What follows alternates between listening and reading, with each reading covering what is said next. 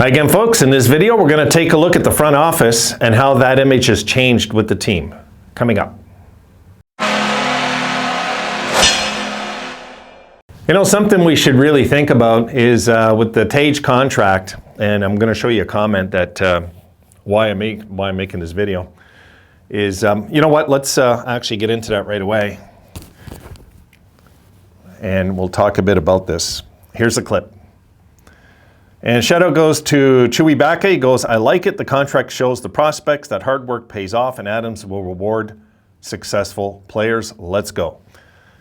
And that is a good point, Chewy, because as much as we might have wanted a cheaper contract or not want to jump on the one-year thing, something you all have to understand, guys, we're in that era. We're just in that era that teams will pay out for one good year. They do it now. All GMs do it. It's not just some, all. Maybe Lou doesn't over there, but they're about to become a mess, the Islanders. They're not long away from a mess on Long Island. That's going to collapse soon. That's an older team. They didn't do very much in the offseason. It's not looking good over there. If you look at one good year, what did it do? Look at Kadri. There's a perfect example, guys. Kadri's had one big year in his career, and he cashed in. At 32 years old, not 22 or 24 like Tage, 32, and he cashed in. How would you guys feel if we gave that contract to Kadri? Think about that at his age. No. So we did the right thing according to his age. That I will say, we did that. And what Chewy's talking about is this lets free agents know. This lets potential trades know before they come to Buffalo that they're going to pay me if I do well. Like, it really is that simple. And most guys that are out there, free agents, know this is a team on the rise. If we know, the rest of the league knows. I mean, the players know. And yes, if we reward players properly and not try to nickel and dime them, which I think is a fair deal. I think $50 million for the 7 years. Look, we gave that kind of contract to Vanek once upon a time, guys, years ago. And, you know, let's face it, Vanek didn't have that much more of a test than Tage. Not really. There was some time, yeah. There was some, maybe a few seasons, yes. But it was more like a pride thing, if you guys recall. They made it public, which I think was stupid back then. Regier was out of his mind saying that if Vanek was tendered an offer sheet, that he'd match it. And you don't say that. You just don't say things like that. That was a mistake. And the Oilers put an offer sheet out, and we didn't take the draft picks, which now I wish we would have, because we would have got all those first rounders Edmonton squandered, you know. And you know, looking at it from this angle, guys, I mean, yeah, 7.1 for 7 years. If he gives us 5 good years in that deal, which I think he can, and I'm talking 30-goal seasons, you know, let's be honest here, 30-goal seasons. If he gives us 5 30-goal seasons out of those 7, I think all of you will take that and run right now. But what if he gives us 3 50-goal seasons? We don't know yet what's coming. We don't. I think this year, I don't think last year was a fluke at all. I don't think it's a one and done at all. He's too young for that. No. He's too young. And folks, I trust a guy that's a man of God. I do. I trust their motives are good. I trust that their heart is good and that their mind is clear. And I think this guy is going to just take it and run with it, this contract, and he's going to give us the absolute best Tage Thompson that he can give us. I just do. I think that's the way it's going to go and the way it's going to break down. Now, what that means in numbers, I got no clue. He might have a 50-goal season and a 25 the next year. I've seen that happen in the league. That happens. It does.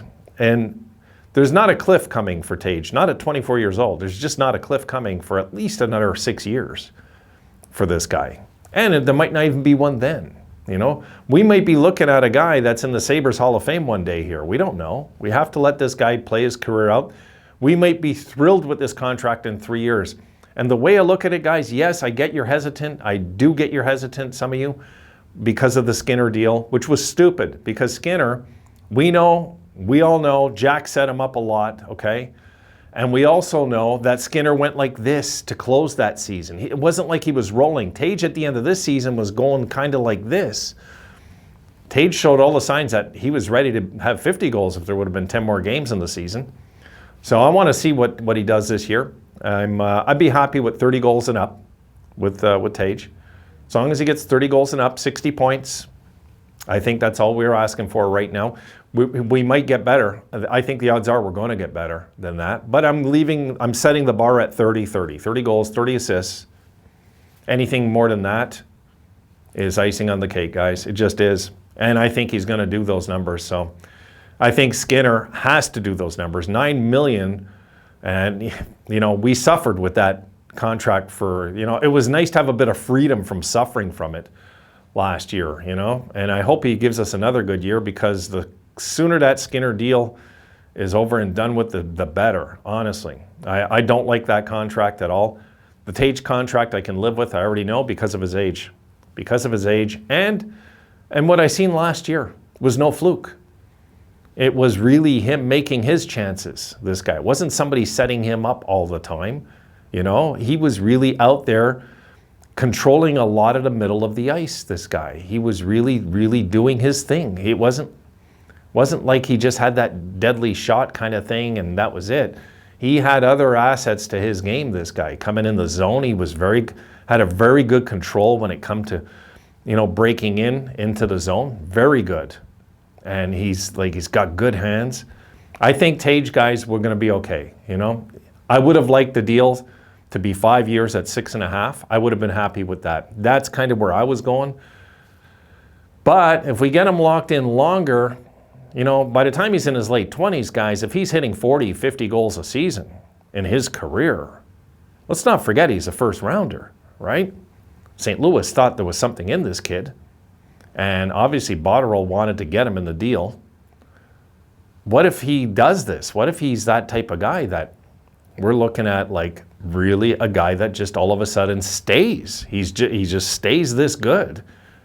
If he could do this for the next 5 years, I think we're good to go. I don't think we have anything to worry about then. I think we could just live with this. If we get I'll just say it again, we get 5 30-goal seasons out of this, we're good. We're good. The contract's a good contract then. I think we're going to get more. I think this year, even though he's not making the big bucks yet, I think this year, it's not a show-me year. It's not a year where he has to worry about money now. Not a year where he has to. But I still think he's got that kind of character, this guy. He's going to give us his best this year. And I don't want to, it's not like a cheap shot at Skinner, really. It wasn't. He was really, hindered by Kruger, He played good under Housley. But under Kruger was just a disaster. Same for Darlene under Kruger. Offensive guys, you got to let them go. I'm a big believer in that, okay? Like, I'm a big believer in the hitting game, but I'm a big believer, guys, in the letting go game. Let them do their thing. Give them the puck and let them just do it. Just let them go crazy. Doesn't matter. Let them go nuts. So that's where I go with that. I think this year I'm expecting... I'm expecting 40 to 50 goals this year from Tage, really. And I might be setting myself up for disappointment. That's okay. A goal every 2 games, I think he can manage that, this guy. 6 periods of hockey. When he's out there, he's deadly. He is just really something else, this guy. So I'm looking forward to watching Tage Thompson and that contract. And yes, he likes it. He goes, before I close it out, again, showing prospects is important that we're going to pay.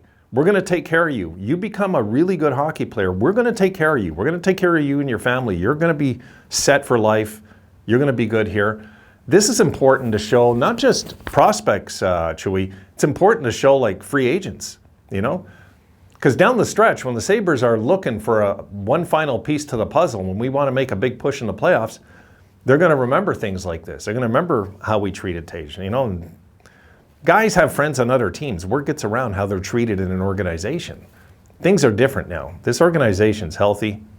Anyway, we can go on and on about that, but as long as we take this team to the next level, it's normal, guys. We're going to have to pay.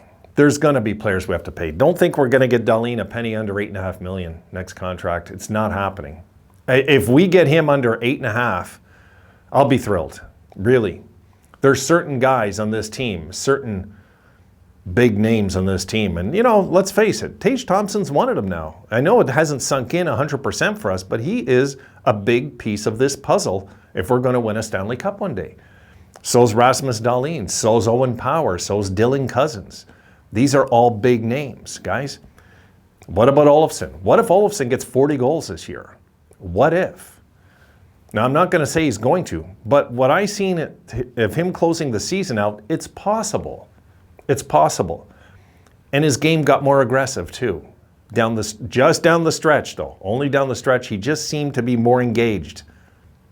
So we'll just leave that. We're just going to leave that for now. But I think we had to lock in Tage Thompson without a doubt.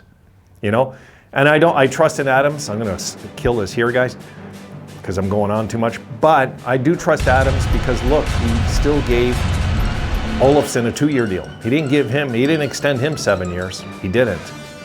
It's like, okay, we're going to pay you good, but we want to see the next 2 years. If so, we'll lock you in probably for 5 years, I'm guessing, 4 or 5 years, and give him big money the rest of his career. That's just the way I'm seeing it.